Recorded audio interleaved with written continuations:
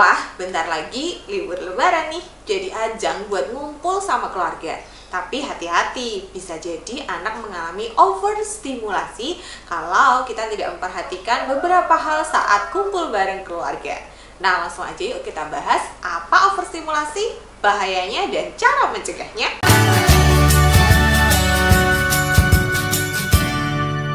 Halo, selamat datang di Kriwil Life. Ngobrolin kesehatan bareng aku, Bidan Kriwil. Hari ini kita akan ngobrolin soal overstimulasi. Tapi sebelumnya, jangan lupa klik dulu tombol subscribe dan nyalakan lonceng notifikasi supaya kamu gak ketinggalan video terbaru dari aku. Nah, hari ini kita akan ngobrolin soal overstimulasi. Apa sih overstimulasi? Overstimulasi itu adalah suatu kondisi di mana bayi itu merasa kewalahan atau overwhelming terhadap rangsangan sensori yang dia terima, kayak misalnya suara, sentuhan, penglihatan, atau cahaya, atau aktivitas yang dia alami. Nah, bayi-bayi yang mengalami overstimulasi ini biasanya akan cenderung menjadi rewel, tantrum, kemudian dia bisa menjadi tidak mau makan, tidak mau tidur, tidak mau menyusu, bisa juga dia akan kayak memalingkan wajahnya, menolak untuk melakukan kontak mata, terus kayak menggerakkan tangannya untuk kayak no gitu, terus menendang, itu bisa. Jadi intinya bayi kayak udah nggak mau lagi. Tetapi di sisi lain ketika dia diminta untuk istirahat, dia juga biasanya jadi susah untuk tidur gitu. Jadi sering ya kita melihat ketika misalnya lebaran banyak orang, itu justru anaknya kayak rewel, ditidurin nggak mau, suruh nyusu nggak mau, malah nangis terus atau malah ngajak bermain terus. Nah, itu adalah salah satu tanda anak mulai mengalami overstimulasi. Jadi gimana dong caranya supaya anak itu nggak overstimulasi? Yang pertama adalah hindari aktivitas atau jadwal yang terlalu padat. Biasanya ketika kita liburan, itu kan biasanya kita kayak pengen ke tempat A, B, C, D, E, F, G gitu. Nah, ketika kita membawa anak kecil, itu memang kita harus lebih slow nih jadwal liburannya. Jadi jadwalnya tuh santai gitu ya, yang banyak leleh-lelehnya, banyak waktu istirahatnya. Itu juga kalau misalnya kita lebaran, itu kan biasanya ada jadwal halal bihalal, silaturahmi, ke banyak tempat gitu ya. Nah, mungkin bayinya ini tidak diikutkan ke semua halal bihalal atau semua silaturahmi dari pagi sampai malam gitu.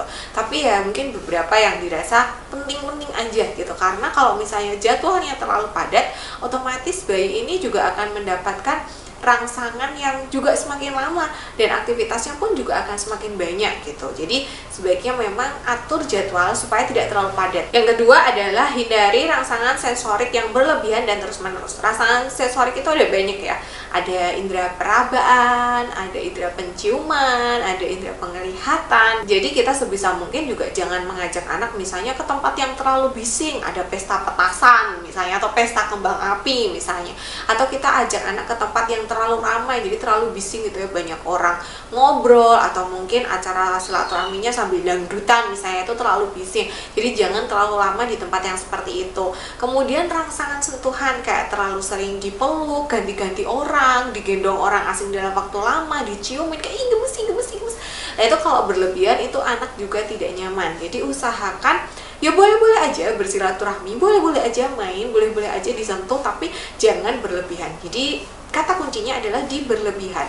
Hindari rangsangan sensorik pada anak yang terlalu berlebihan. Kalau bisa, gendong anaknya hadap ibu, bukan hadap depan. Karena kalau misalnya hadap depan, itu dia akan semakin banyak mendapat stimulasi. Orang kan akan makin gampang untuk noel, nyium gitu ya. Beda kalau misalnya dia ditempelin di dada kita, tidur nempel di payudara kita, orang kan gak mungkin akan noel.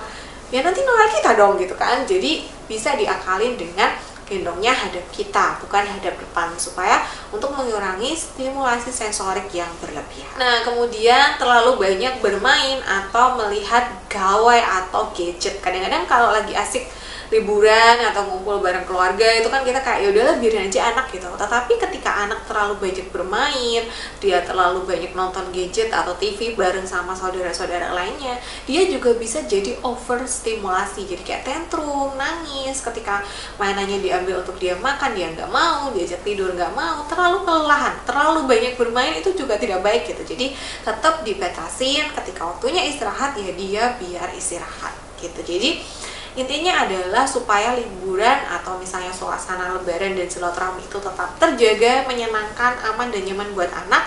ya kita sebisa mungkin untuk tidak mengajak anak itu beraktivitas terlalu berlebihan.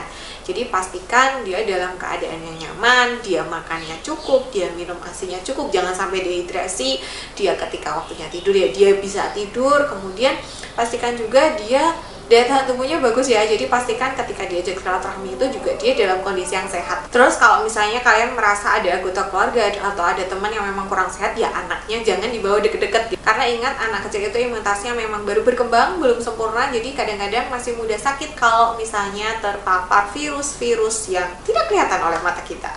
Nah, itu dulu tentang overstimulasi. Selamat merayakan hari raya untuk yang merayakan, dan selamat mempersiapkan liburan yang panjang untuk kalian yang tidak merayakan lebaran tapi mau berlibur.